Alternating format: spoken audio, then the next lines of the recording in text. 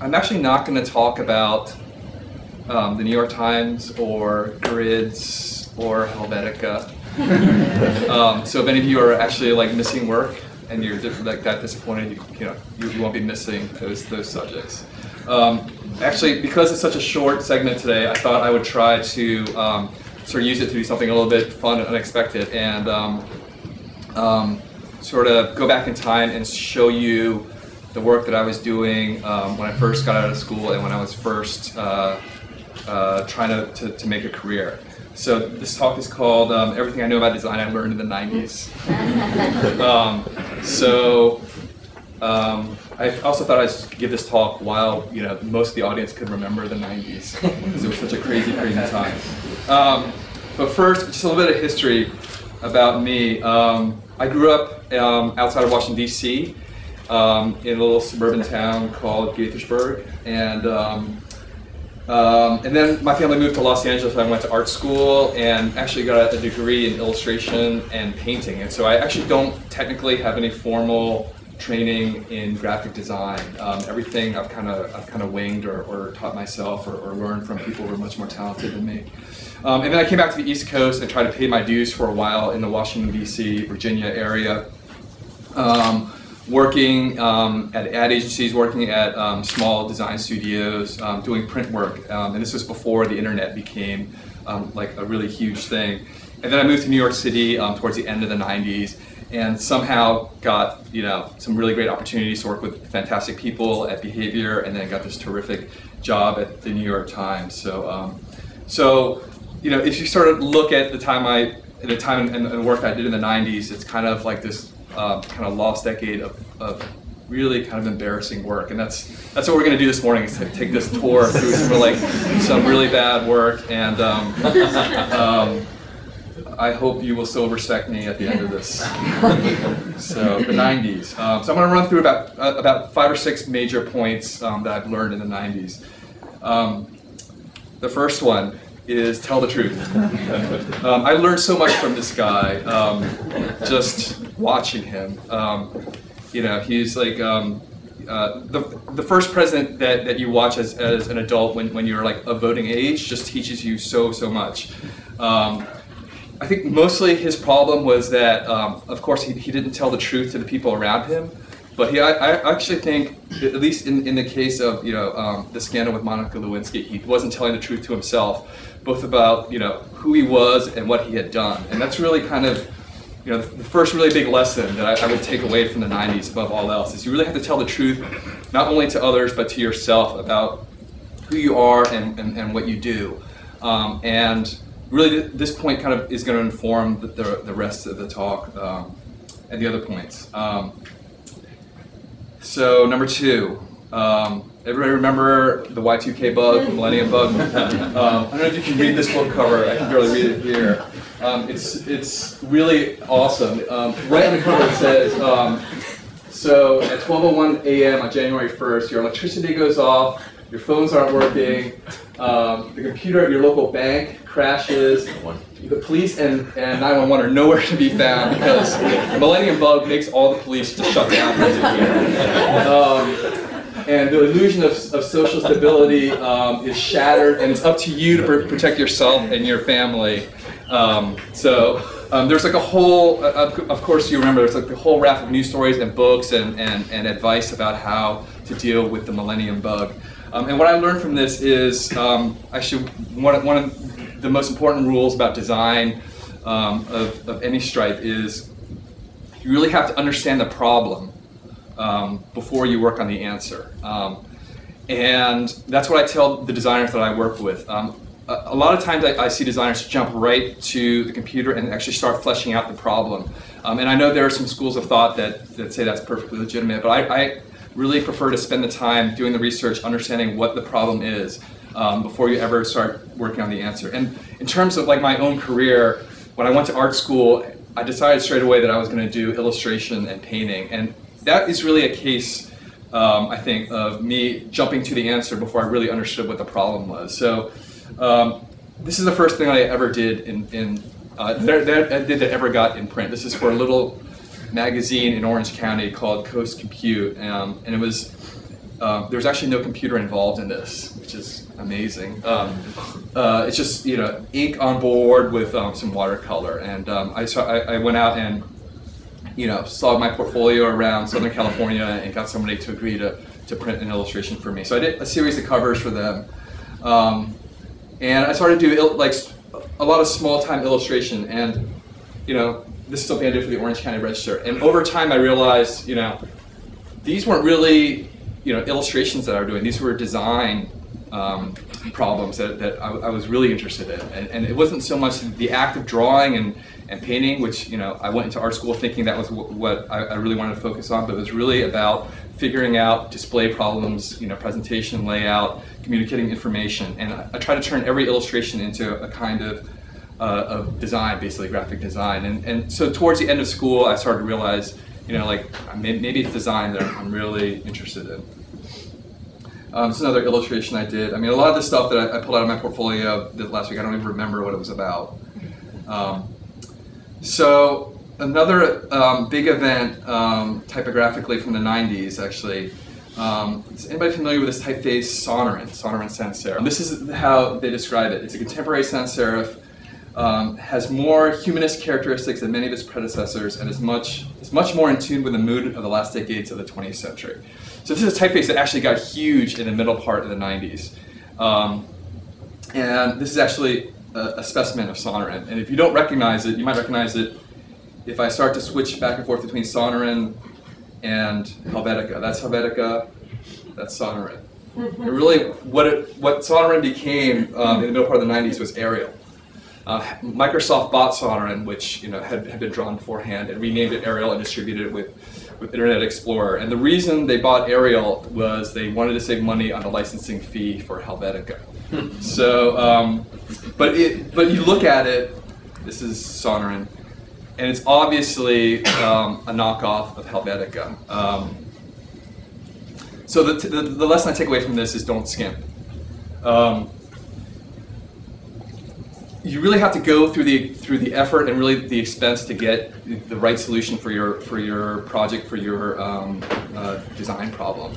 And if you don't, you kind of have to sort of live with those consequences for a long time afterwards. And Microsoft opting to buy Sonoran and turning it into Arial instead of actually going through the expense to license Helvetica, which really in Microsoft dollars is nothing. It's like pocket change.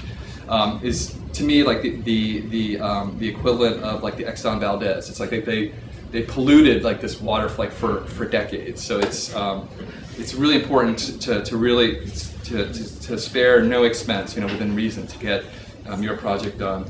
And when I look back at the illustrations that I was doing at the time, I was really kind of skimping out on them. I was really not going through the effort and to the expense to get them done in the right way. I kind of wanted just to get them done quickly because I thought like the more volume that I could produce, the more the more money I could make.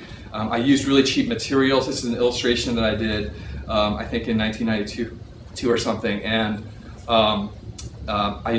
I pulled this out and it was just really embarrassing to look at. It's like almost painful, like giving me heartburn to see. I don't even remember what it was about. But there were a few paintings where I said, okay, I'm actually going to go through the expense of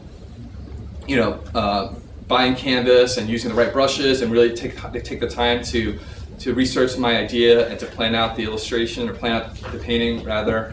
And these I actually still have a great affection for. They're not like the most innovative or amazing paintings ever, but I still like these. And when I look back at them, I realize that's because I really put my heart into them, and I really didn't skimp out on the process or the materials. So this is one of them, and this is the other one. And so while I was doing this, I also managed to squeeze it into some design projects. I used to do a lot of record sleeve work for independent labels in the DC area, and this is one of the records I did. That's the front and the back. You can see it a little bit closer. These are paintings that I did on canvas, and I spent a lot of time on them, and went through the effort really necessary to get them done right, and really thought about the layout. And it's actually, looking back at it now, it's actually one of my favorite pieces that I've ever done, and I still am pretty proud of that. So number 4. Fads are bad. This is Matt Dillon from Singles, right? And grunge was like this huge thing in the 90s, which I never really, was cool enough for grunge. I actually didn't really like the music or anything like that, but I wasn't sort of immune to this idea that was sort of really kind of very, very prevalent in the 90s, that you could sort of break things down in art and media and visual communication, and you could sort of be very improvisational with them, and you could really sort of question boundaries and really try to push the boundaries of acceptability. It's not really grunge, but this is one of my favorite books of the time, Typography Now. I don't know if any of you remember this. This is, I think, a really important book from the early 90s that documented a lot of the really sort of ambitious, avant-garde typographic work that was done in Europe and North America at that time. These are some of the spreads from it. So they have, a little bit of commonality with grunge, but they were clearly, in retrospect, a kind of a fad. I mean, they were very superficial, very kind of gratuitous in a way. And even though they purported to be, intellectually rigorous, I mean, you look back at it, and it's clearly they weren't very intellectually rigorous at all. But I was actually really captivated by this, and I really got swept up in this, and I spent a lot of time sort of privately, like, trying to figure out, like, does my sensibility mesh with this? And I would do these really, really terrible collages, photo collages, looking for some kind of communication that I can make, some kind of message that I can make. This is, I mean, just really bad, right? I mean, this was happened to be the cover for a record, and you found it in your record collection. You wouldn't even want to listen to it today because it just promises really, really bad stuff. This is another one. Like, I was sort of like friends with this indie music scene in DC that was really captivated by sort of retro imagery, and I just wanted to see if I could sort of mesh these things together and create something compelling. The answer was obviously no.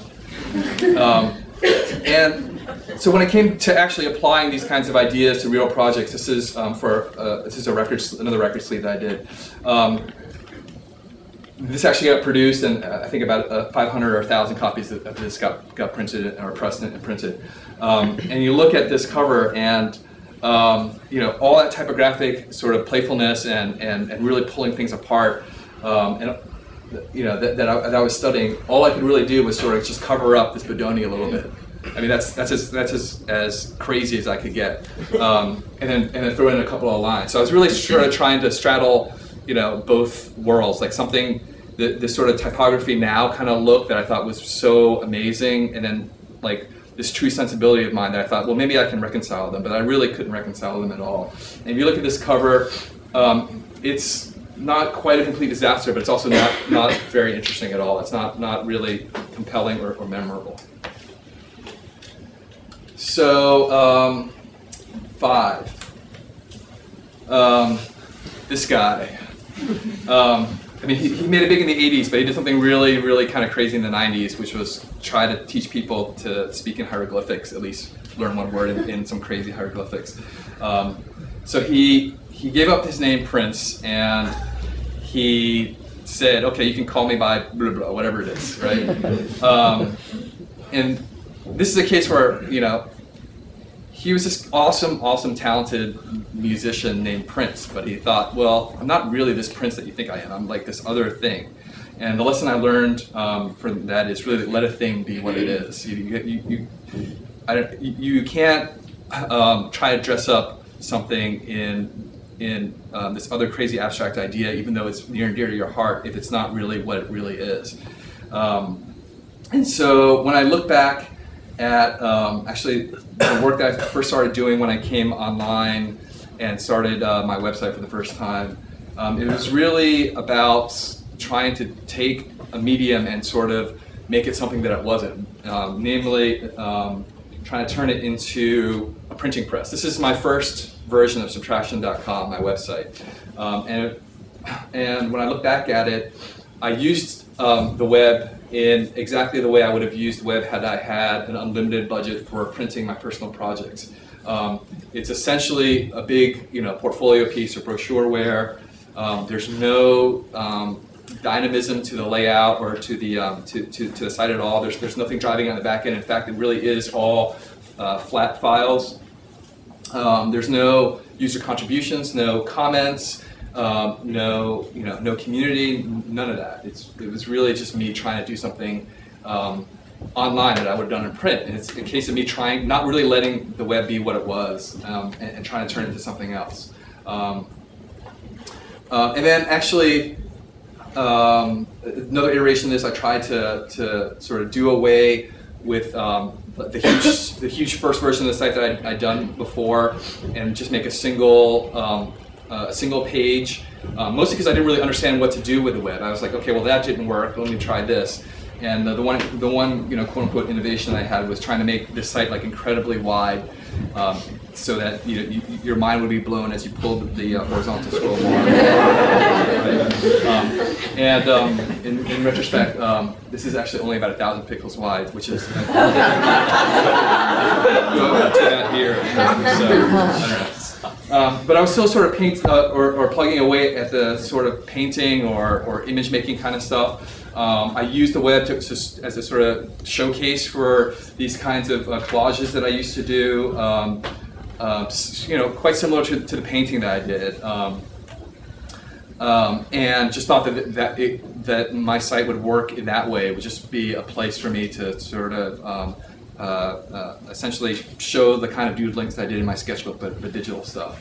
And then over time, I sort of realized like this is really the default or the true nature of the web. Reverse chronological order, top to bottom, primarily text-based, and this is the site as it is right now. It's been up for like 4 or 5 years, something like that. So you compare what the site is today to the sort of unsuccessful earlier versions. It's primarily text-based, and it's much more natural. It feels like a real part of the web now. There are user contributions. There's a conversation going on. It's driven by database in the back end. It's really what the web was meant to be. So this last point, I know I'm running out of time. So a little bit of self-delusion goes a long way. I don't know if you remember these guys. Right Said Fred. Yes. Yeah. So just in case you need a reminder, this is what they had to save the world. I didn't really enjoy the song, or I didn't really love the song or anything, but I have to hand it to them. They actually got really far with this extreme level of confidence in themselves, and I think that's actually really important in design, in actually making it a career for yourself in design. So in 1997, I left Washington, D.C. I quit my job. I gave up my apartment. I had no job in New York City, but I was convinced that I could come to New York and I could, do work at the level of like my heroes. Like this is work from Massimo Vignelli. It's like one of my all-time favorite heroes. One of the best designers who ever lived. Aesthetically